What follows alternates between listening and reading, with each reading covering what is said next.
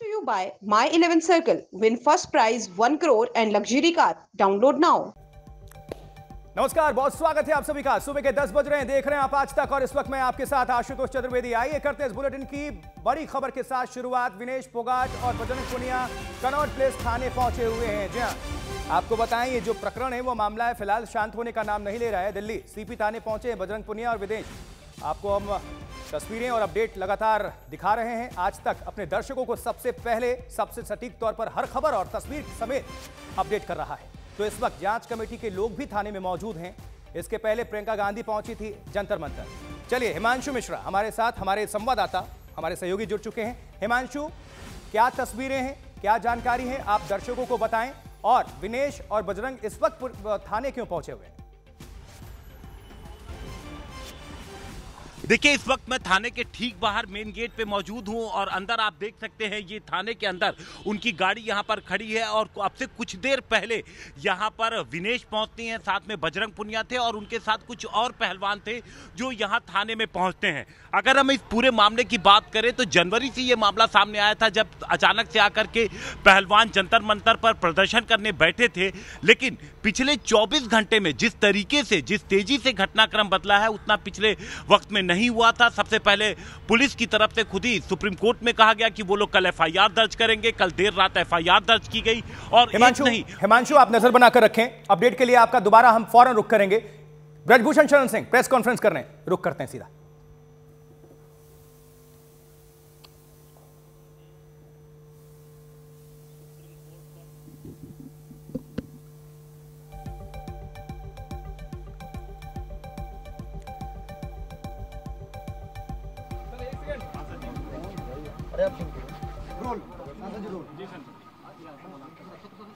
मुझे supreme court पर पूर्ण आस्था और विश्वास है और इस देश के अंदर सुप्रीम कोर्ट से कोई बड़ा नहीं हो सकता। और सुप्रीम कोर्ट ने के सामने कल एफआईआर करने की बात आई है और अभी यद्यप एफआईआर की कॉपी मेरे पास नहीं है लेकिन एफआईआर हो ही गई होगी और उसमें मुझे कुछ गलत प्रतीत नहीं होता है। और जो जांच एजेंसी वर्तमान समय में दिल्ली पुलिस है उस पर भी मुझे पूरा भरोसा है। मुझे किसी प्रकार से कोई शिकायत नहीं है और मैं पूरी तरह से निर्दोष हूँ और इन आरोपों का सामना करने के लिए तैयार हूँ। जांच एजेंसी जहां भी उचित समझेगी उसकी हर जांच में सहयोग करने के लिए मैं तैयार हूँ। मुझे पहले भी भरोसा था, आज भी भरोसा है। सुप्रीम कोर्ट से ऊपर इस देश के अंदर कोई नहीं हो सकता है और सुप्रीम कोर्ट का आदेश सर्वमान्य है और मुझे या मेरे समर्थकों को ये आदेश सर्वमान्य है और मुझे जांच एजेंसी पर भी पूरा भरोसा है और मुझे और मेरे समर्थकों को न्याय मिलेगा क्योंकि लगातार कई महीने से गाली पर गाली, गाली पर गाली, गाली पर गाली, आरोप पर आरोप, आरोप पर आरोप, इससे हमें भी कष्ट होता है, हमारे परिवार को भी कष्ट होता है, हमारे समर्थकों को भी कष्ट होता है। लेकिन हम चाहेंगे कि निष्पक्ष जांच जो सुप्रीम कोर्ट के आदेशानुसार दिल्ली पुलिस कर रही है वो करें और शीघ्र ही मेरा एक शब्द है कि शीघ्र ही जल्द से जल्द ये जांच पूरी करके जो भी कार्रवाई बनती हो उसे करना चाहिए। पॉस्को जैसे गंभीर आरोप की चर्चा हो रही है, क्या कहेंगे? देखिए, मुझे न्यायपालिका पर भरोसा है, जांच पर भरोसा है।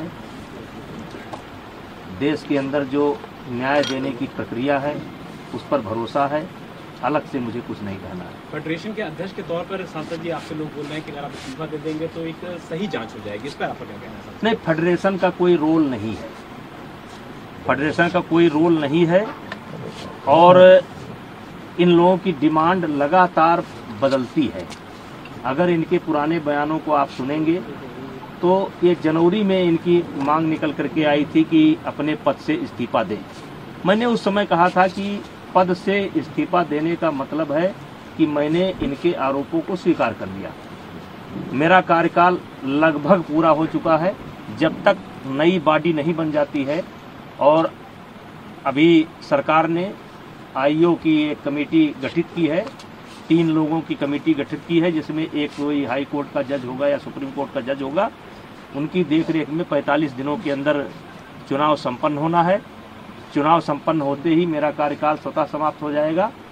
इस्तीफा कोई इतनी बड़ी चीज नहीं है, लेकिन अपराधी बनकर नहीं, अपराधी बनकर के नहीं, मैं अपराधी नहीं हूँ। और इनकी डिमांड लगातार बदल रही है। अगर इनके बयान को आप सुनेंगे तो लगातार ये देखेंगे कि ये हर रोज एक नया मुद्दा लेकर के आ जाते हैं। इन्हीं के कहने पर जांच कमेटी बनी, इन्हीं के कहने पर एक व्यक्ति ऐसा है जिसको जांच कमेटी में शामिल नहीं होना चाहिए था, उसको भी सरकार ने शामिल किया। मुझे आपत्ति करनी चाहिए थी, मैंने कोई आपत्ति नहीं की। जांच कमेटी की रिपोर्ट लगातार इनके पास पहुंच रही थी। कौन कौन खिलाड़ी क्या क्या बोला, लगातार डे बाई डे इनके पास पहुंच रही थी।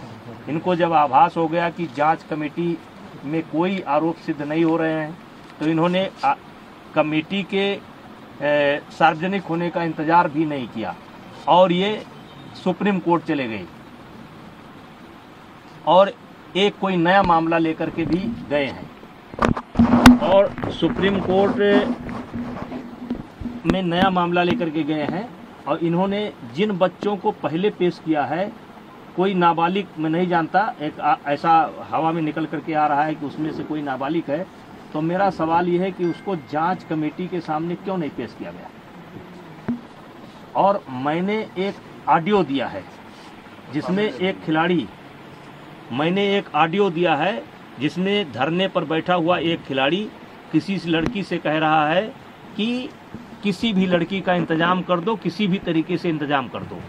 मतलब ये 4-4 महीना मेरे खिलाफ लोगों को उकसाएंगे, भड़काएंगे, सबूत इकट्ठा करेंगे और फिर 3 महीने बाद एक ले जा करके फिर किसी न किसी को पेश कर देंगे। चलिए, मुझे उस पर भी कोई आपत्ति नहीं है, ये काम जांच एजेंसी का है, वो जांच एजेंसी अब काम करेगी। लेकिन हमने तो लगातार सरकार के फैसले का सम्मान किया और ये लगातार इसका उल्लंघन कर रहे हैं। रोज रोज ये नई डिमांड लेकर के आ जा रहे हैं। अब जांच एजेंसी की रिपोर्ट सार्वजनिक होने का इनको इंतजार करना चाहिए। फिर ये धरने पर बैठ गए। अब धरने पर बैठ गए, पहले इनकी मांग थी FIR की जाए। चलिए भाई, इनकी मांग स्वीकार हो गई, अब FIR हो गई। अब इनको चाहिए, अब कहते हैं कि जेल के अंदर होना चाहिए, सारे पदों से इस्तीफा देना चाहिए। तो ये जो मेरे पास, मैं लोकसभा का सदस्य हूँ, ये पद मुझे दिनेश फोगाट की कृपा से नहीं मिला है, हमारे क्षेत्र की जनता ने मुझे दे रखा है।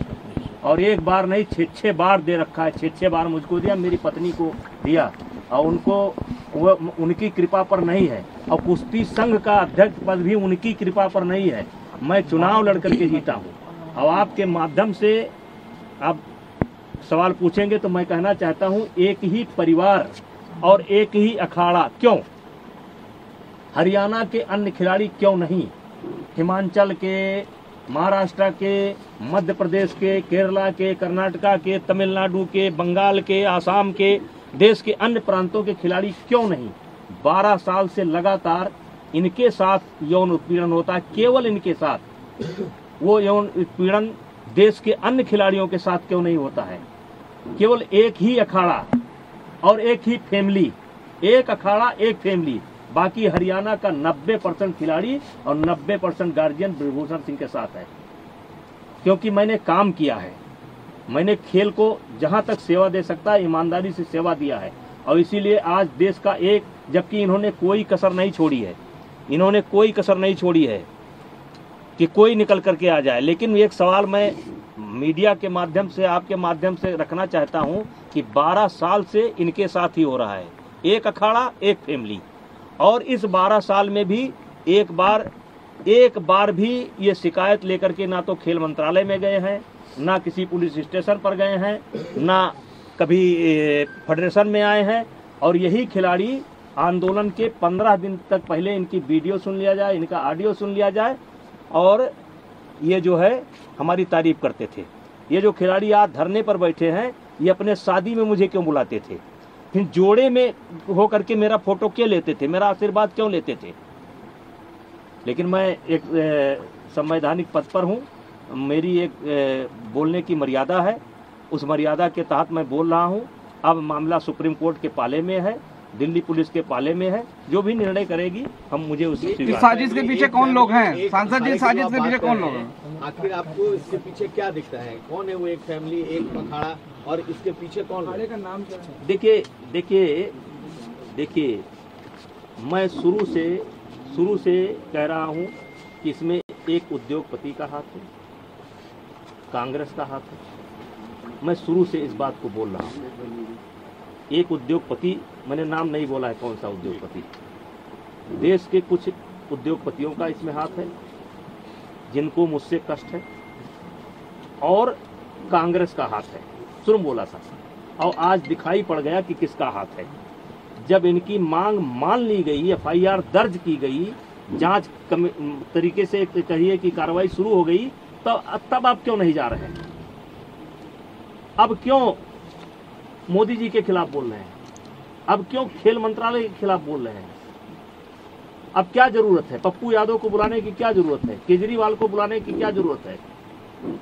वो कोई रिटायर गवर्नर है, क्या नाम उसका, सतपाल मलिक को बुलाने की क्या जरूरत है? प्रियंका गांधी जी को तथ्य मालूम नहीं है। जिस दिन प्रियंका गांधी जी को तथ्य मालूम होगा कि दीपेंद्र हुड्डा ने कहां ला करके मुझे फंसा दिया, उस दिन उनको मालूम पड़ेगा।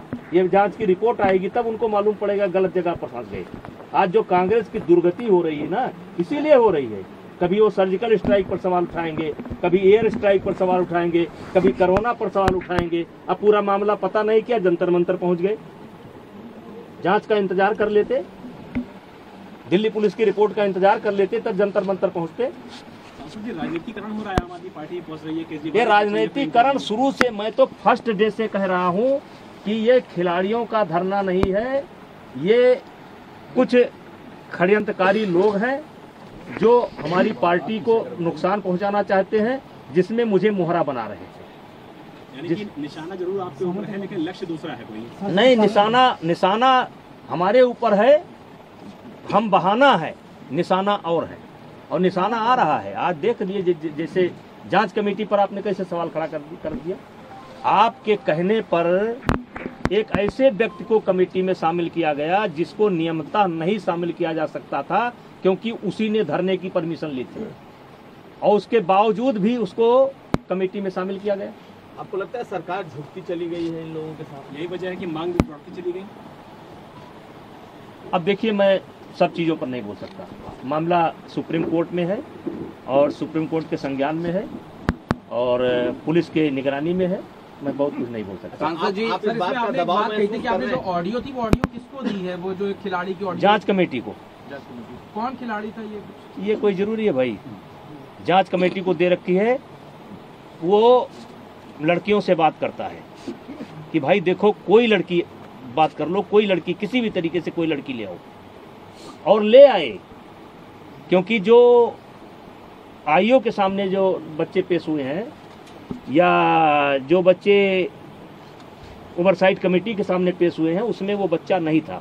यद्यप मुझे उस बच्चे का नाम पता भी नहीं मालूम है, लेकिन वो बच्चा नहीं था। सांसद जी, जैसे कि 16 से 18 इधर खेल हुआ, तो क्या इस खेल को जो पहली बार रोका गया था और दोबारा हो गया, इसके बाद ये टाइमिंग क्या, कैसे देखा जाए कि ये धरना शुरू हो गया? अब देखिए, बहुत अच्छा सवाल आपने किया। ये कहते हैं कि मुझे कुश्ती को बचाना है, इसलिए हम इस धरने पर बैठे हैं। हमारे देश को एशिया चैंपियनशिप जूनियर अलॉट थी, आपने पत्र लिख करके उसको कैंसिल करवा दिया। ये इन्होंने कुश्ती को बचाया। दूसरा, ओपन नेशनल टूर्नामेंट हो रहा था, उसको इन्होंने रद्द करवाया। एक काम ये उन्होंने कुश्ती को करके बचाया। महिलाओं का कैंप चल रहा था, बच्चियां आ चुकी थी, उनको कैंप छोड़ करके भागना पड़ा और वो आज तक कैंप नहीं लग पाया, ये इन्होंने कुश्ती को बचाया।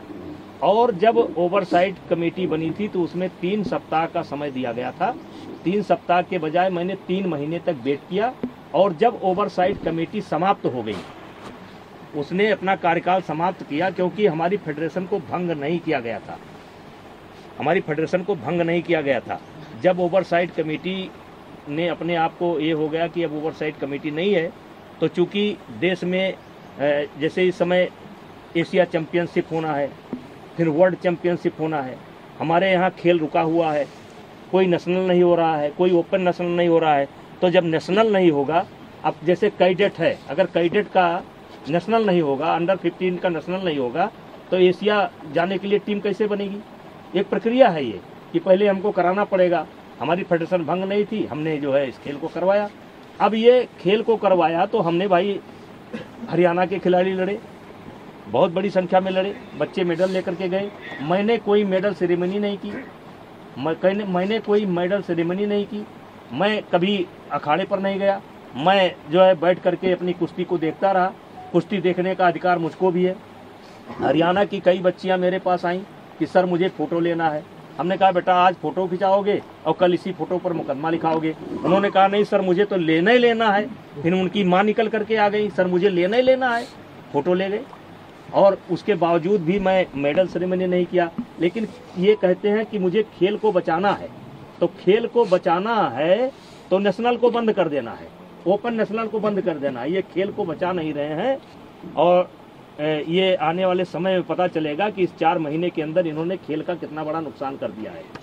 जी इंटरनेशनल लेवल के खिलाड़ी नेशनल में भाग लेना नहीं चाहते थे, आप चाहते थे कि जो उत्तर प्रदेश के खिलाड़ी हैं, दूसरे राज्यों के खिलाड़ी हैं, वो भी भाग लें ताकि एक्चुअल जो खिलाड़ी अच्छा परफॉर्म कर रहे हैं वो आगे निकाल सके। क्या एक ये भी बड़ा कारण है जिसकी वजह से वो लोग जो समय धरने में बैठे हुए हैं आपके खिलाफ बैठे हुए हैं? देखिए एक समय ऐसा था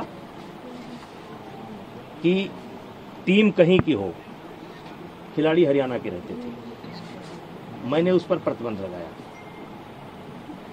लेकिन मैंने प्रतिबंध लगाया कि हरियाणा का खिलाड़ी अपने ही राज्य से खेलेगा।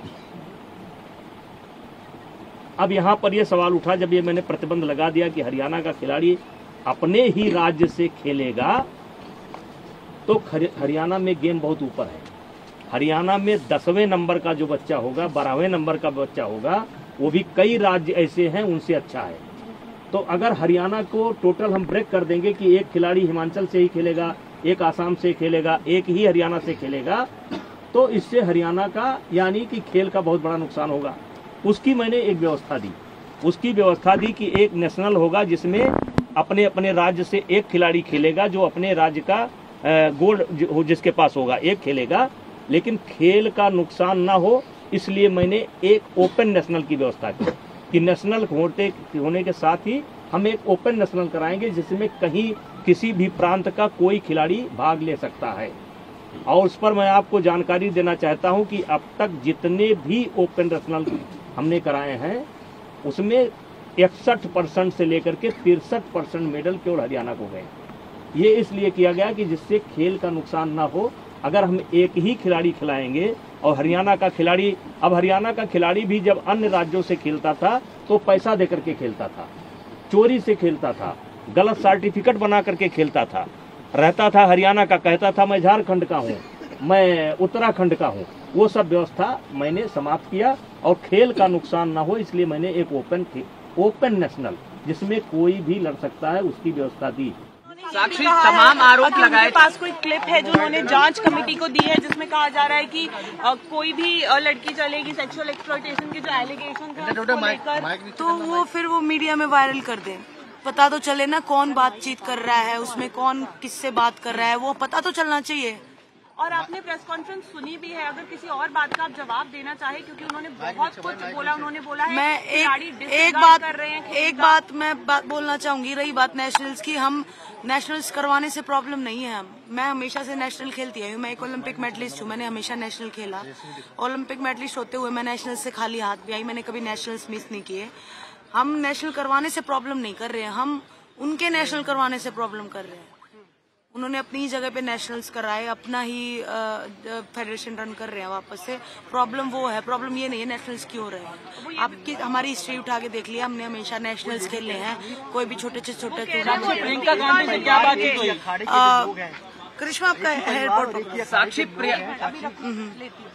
साक्षी प्रियंका गांधी वाड्रा पहुंची थी, क्या कुछ बातचीत आपकी हुई है प्रियंका से?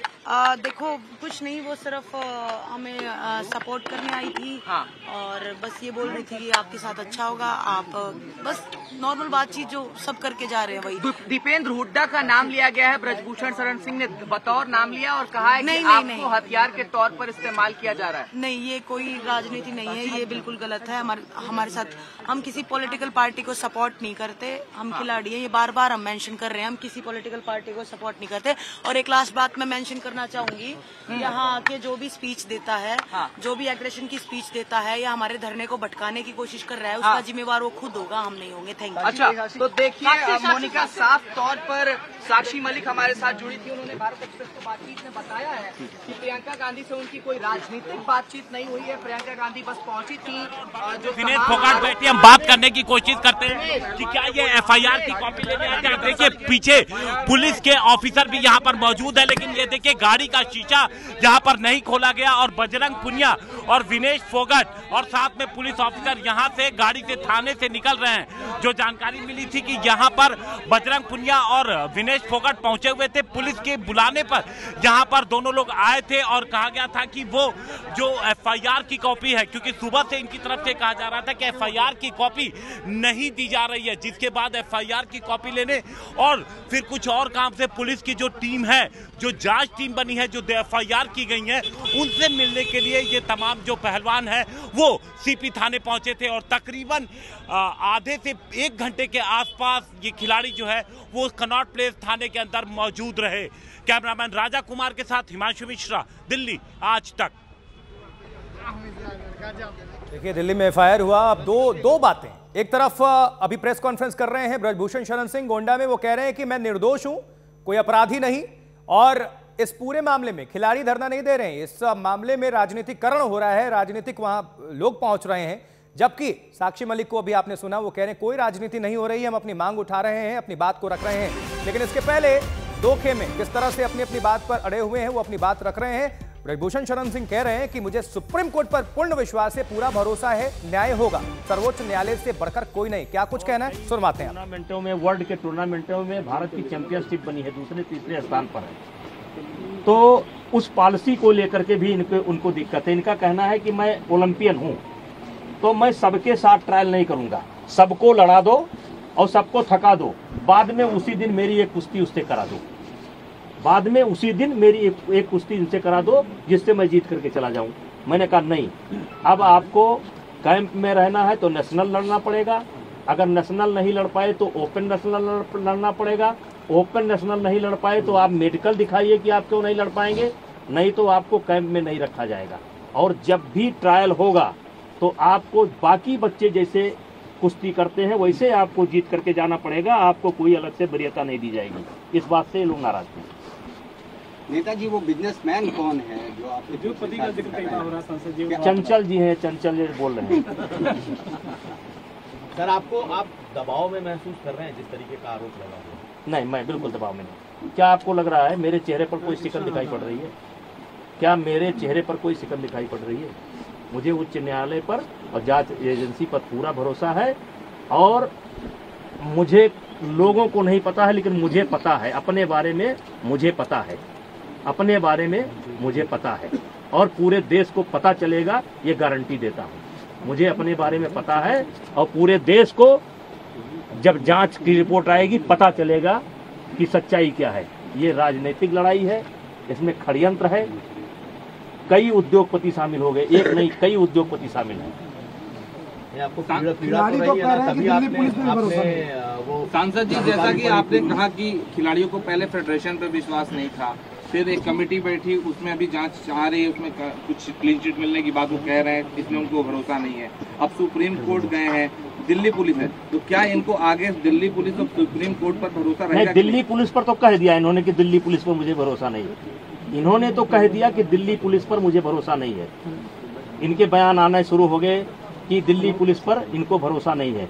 और मैं पूछना चाहता हूं, जब आपकी हर डिमांड पूरी हो रही है, डिमांड पर डिमांड आपकी पूरी हो रही है, तो किस बात के लिए किस बात पर जंतर मंतर पर बैठे हैं? कुल मिला के वो हरियाणा पुलिस पे वैसे भरोसा करेंगे क्या? उनको पुलिस पर भरोसा नहीं है। सांसद जी, जांच रिपोर्ट आ ही नहीं पाई थी, उसके बगैर वो लोग धरने पे आ गए। लेकिन उनके पास जांच रिपोर्ट थी, क्योंकि उनका नुमाइंदा, उनके द्वारा उनका नुमाइंदा उस जांच कमेटी में था, जो डे बाय डे रिपोर्ट देता था, डे बाय डे रिपोर्ट देता था। तो इसका मतलब जांच कमेटी की रिपोर्ट लीक है और उनके पास जानकारी है कि उनके हक में नहीं है शायद। वो तो खुद कह रहे हैं, और उसी जांच की रिपोर्ट को ही तो इन्होंने चैलेंज किया है। इस बार जो मामला गया है सुप्रीम कोर्ट में, उसमें मेरे ऊपर आरोप कम है, जांच कमेटी के ऊपर आरोप ज्यादा है। खिलाड़ियों का कहना है कि जांच कमेटी को हमने बयान दिया और हमारा बयान ही मेंशन नहीं किया गया। अब इस पर मैं क्या बोलूं? उस पर तो जो उनका नुमाइंदा था वो बता सकता है, जो उनका नुमाइंदा था उस कमेटी के अंदर वो बता सकता है। कमेटी के अंदर तो मैं हम थे नहीं। नेता, इन परिस्थितियों में कविता आपकी जो वायरल हुई है उसका क्या कहना है? कविता जो आपकी वायरल, मेरी कविता जो, उसमें कोई गलत चीज नहीं है। मेरी कविता जो थी, उसमें कविता यही थी कि जिस दिन जीवन के हानि लाभ पर उतरूंगा, मतलब जिस दिन मैं अपने जीवन के हानि लाभ क्या खोया पाया समीक्षा करूंगा, और जिस दिन संघर्षों में जाली लग जाएगी, जिस दिन मुझको लगेगा कि अब मेरे संघर्ष करने की क्षमता समाप्त हो गई है, जिस दिन जीवन की लाचारी मुझ पर तरस दिखाएगी, जिस दिन मैं लाचार बन जाऊंगा, बेबस बन जाऊंगा, बेचारा बन जाऊंगा, तो मैं चाहूंगा कि ऐसी जिंदगी मैं न जीऊं। तो ये इस वक्त कहने का क्या हो सकता है? हमारा मन, हम कविता पर भी रोक देंगे यार। हमारा मन। आप फेडरेशन से या सरकार से कोई संपर्क इस बीच आपसे हो पाया क्या? ऐसा कोई इशू नहीं आया कि सरकार से, कोई ऐसा इशू नहीं आया कि सरकार से संपर्क किया जाए। बबीता फोगाट ने कहा है कि जो बयान लिया गया उसमें जबरदस्ती मेरे सिग्नेचर कराए गए हैं। एक पदाधिकारी ने मुझसे रिपोर्ट छीन ली है, मीडिया में बयान दिया उन्होंने। खेल मंत्री का बयान आ चुका है, इस पर मुझे कुछ कहना नहीं है। और बबीता फोगाट कौन है? तो दोनों पक्ष अपनी अपनी बात कर रहे हैं। एक पक्ष कह रहा है, यानी कि ब्रजभूषण शरण सिंह कह रहे हैं कि मैं निर्दोष हूं, अपराधी नहीं हूं, इसमें राजनीतिकरण हो रहा है, इसमें बहुत लॉबी है, बहुत उद्योगपति जुट चुके हैं। दूसरी तरफ दूसरा पक्ष कह रहा है कि हमारे साथ अन्याय हुआ, न्याय मिलेगा, तभी हम धरना खत्म करेंगे। मैच से जुड़े आपके हर सवाल का हम देंगे जवाब। जानने के लिए हर update, live analysis, special interviews download कीजिए स्पोर्ट्स तक ऐप।